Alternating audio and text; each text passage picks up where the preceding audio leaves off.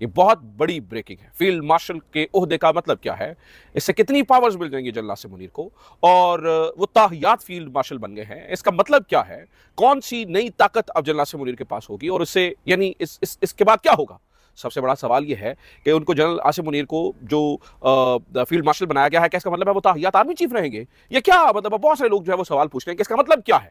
तो नाज़रीन इकराम, हम उसको जरा सरा मैं आपके सामने एलैबोरेट करने की कोशिश करूंगा कि इसका मतलब क्या है।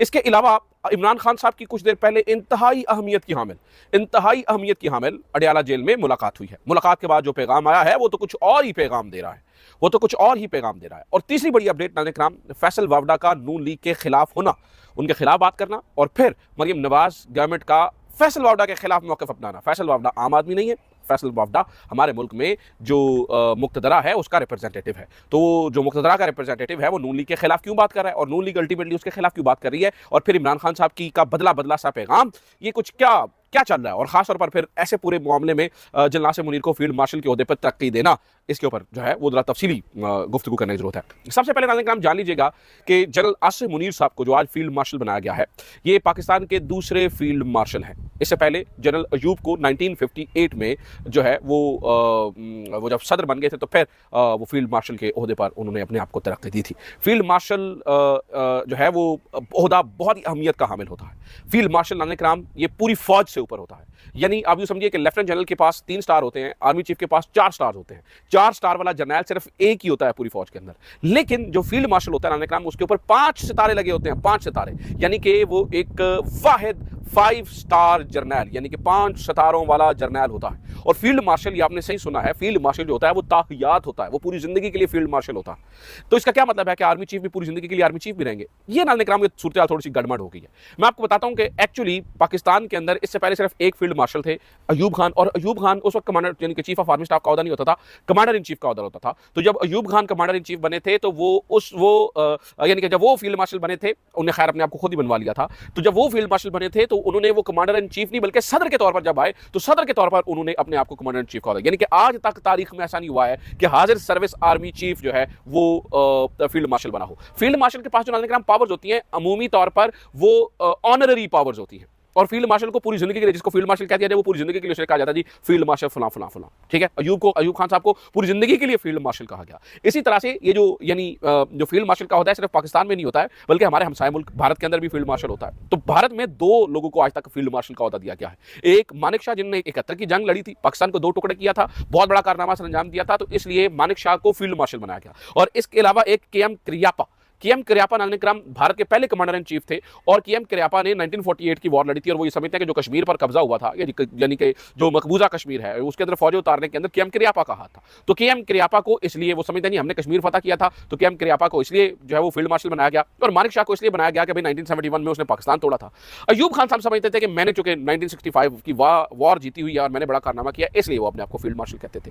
जनरल आसिम मुनीर को नाज़रीन इकराम फील्ड मार्शल जो बनाया गया है, वो जो हालिया तौर पर एक छोटी सी लड़ाई हुई, हमारी छोटी सी जंग भारत के साथ, उसके अंदर जो कामयाबी मिली, इसलिए अब आर्मी चीफ को फील्ड मार्शल बनाया गया है। अब इसका मतलब क्या है? इसका मतलब यह है कि नाज़रीन वो पूरी जिंदगी फील्ड मार्शल तो रहेंगे लेकिन आर्मी चीफ नहीं रहेंगे। आर्मी चीफ अपने मोहदे यानी कि मुद्दत के बाद वो रिटायर्ड हो जाएंगे। वो रिटायर्ड होकर भी फील्ड मार्शल रहेंगे, यानी कि रिटायर्ड होकर भी, क्योंकि ये ओहदा ताहियात होता है, लेकिन नाज़रीन ये ऑनररी ओहदा होता है, ऑनररी ओहदा। इसकी कुछ खास मुराद होती है, रिटायरमेंट के बाद ज्यादा पैसे, यानी कि ज्यादा इसकी जो आपकी यानी पेंशन होती है वो भी ज़्यादा होती है, जो सहूलियात होती हैं वो भी ज़्यादा होती हैं। तो फील्ड मार्शल इसमें कोई शक नहीं है कि रिटायरमेंट के बाद तो जो है ना वो वाकई वो एक ओहदा ऑनरी के तौर पर रहता है। लेकिन ये चूंकि पहली दफ़ा हुआ है दुनिया भर में, नाज़रीन इकराम ऐसा नहीं है फील्ड मार्शल को पाकिस्तान में कोई नई चीज़ हुई है, होते रहे हैं, लेकिन बहुत पुराने हालिया तौर पर कोई ऐसी मिसाल नहीं मिलती है। यानी कि मैं मिसाल आपको दूँ, यानी किन लोगों को फील्ड मार्शल का ओहदा दिया, इस बात को समझने के लिए आप यूँ समझिए कि बरतानिया ने जो अपना फील्ड मार्शल का ओहदा दिया, यानी कि बहुत मशहूर हुए, वो मिस्टर मॉन्टगोमरी, यानी कि जो हमारे यहाँ मॉन्टगोमरी रोड भी है, मिंटगोमरी भी जिसे हम कहते हैं, जो पंजाब असेंबली के साथ रोड़ा, तो उन्होंने वर्ल्ड वॉर 2 के अंदर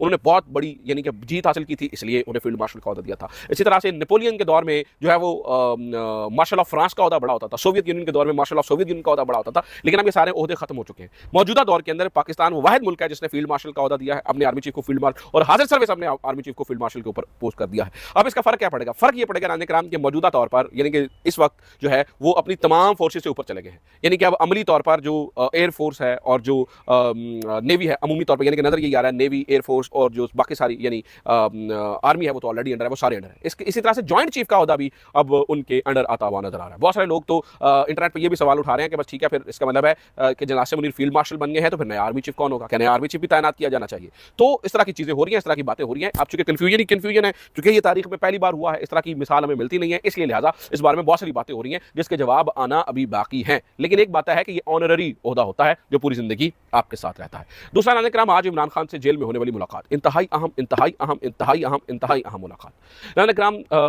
इमरान खान साहब ने जो पैगाम दिए हैं वो दो बंदों के जरिए बाहर आए हैं। अभी उसके ऊपर ऑफिशियल ट्वीट भी आ जाएगा।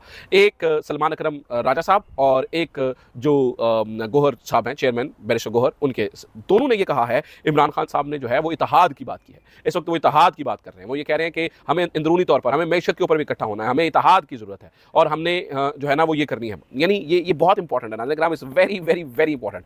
इमरान खान की जानिब से एस्टैब्लिशमेंट के साथ मुकम्मल सीज फायर कर दिया गया है। ऐसे में वो खबर मजीद ताकतवर महसूस होती है। जो खबर हमने भी आपके सामने रखी थी और बताया था कि भाई इमरान खान से मुलाकात की इत्तला है, यानी कि इमरान खान को अंदर जाकर ब्रीफिंग दी गई है, सीज फायर का कहा गया है। और फिर नाज़रीन किराम, इमरान खान साहब तो ये कह ही रहे हैं, साथ ही साथ जो कोट लखपत जेल से बातें हमें पता चल रही हैं, जैसे कि यास्मीन राशिद साहब कह रही हैं कि हम भाई पाक फौज के साथ खड़े हैं, मौजूदा जो भी मामला हुआ उसके अंदर बड़ी शानदार होने की, शाह महमूद कुरैशी साहब का बयान आना और ये सारे बयान इस बारे में ये बता रहे हैं कि कोट लखपत जेल का दरवाजा शायद खुलने वाला है। और ऐसी सूरत हाल के अंदर कि जब इमरान खान साहब बजाते खुद इस बारे में बात कर रहे हो तो नाज़रीन किराम ये उस तरफ इशारा करता है कि शायद अंदर खाते को बातचीत चल रही है, अंदर खाते कोई इस तरह का ऑब्वियसली कोई जेस्चर, कोई इस तरह की चीजें हुई हैं जिससे ये नजर आता है कि शायद कोई बात बनती हुई नजर आ रही है और मामला जो है वो दुरुस्त समत में जाते हुए नजर आ रहे हैं। तो इमरान खान साहब का ये जो पैगाम है नाज़रीन किराम, इट्स वेरी वेरी इंपॉर्टेंट। मैं तो खैर इसकी अहमियत बहुत और तरह से देख रहा हूँ। मुझे लग रहा है कि शायद ये एक मैसेज है। इमरान खान साहब ने हाथ बढ़ा दिया है। अब देखते हैं कि हमारी एस्टैब्लिशमेंट क्या चाहती है, फौज क्या चाहती है, वो क्या करते हैं। दूसरा नाज़रीन किराम, आप ये भी देखिए कि ना सिर्फ इमरान खान साहब का ये हाथ बढ़ाना और वो खबरें आना के अंदर इमरान खान को जाकर ब्रीफिंग दी गई थी और ये सारी चीजें वो इमरान खान को जल्द रिहा भी कर दिया जाएगा। इसके अलावा नाज़रीन किराम, ये खबरें भी सामने आना, क्योंकि बहुत सारे लोग पीटीआई के हमारे दोस्त समझते हैं कि यार ये सारी चीजें जो है ना वो एहतजाज को रोकने के लिए हो रही हैं। मैं बजाते खुद इस बारे में बड़ा कंसर्न होता हूं कि जब इस तरह की खबर आती है कि यार जो बात हो सच पता चलनी चाहिए, क्योंकि वो वजह यह है कि भाई इतने वादे इमरान खान के बारे में आ चुके हैं, इतने दावे किए जा चुके हैं कि अब किसी भी बात पे दिल यकीन करने को दिल नहीं करता है। तो ये चीज़ है। लेकिन चीज़ें नाज़रीन किराम कुछ आप देखें तो आपको गड़बड़ नजर आती है, खासतौर पर फैसल वावड़ा साहब।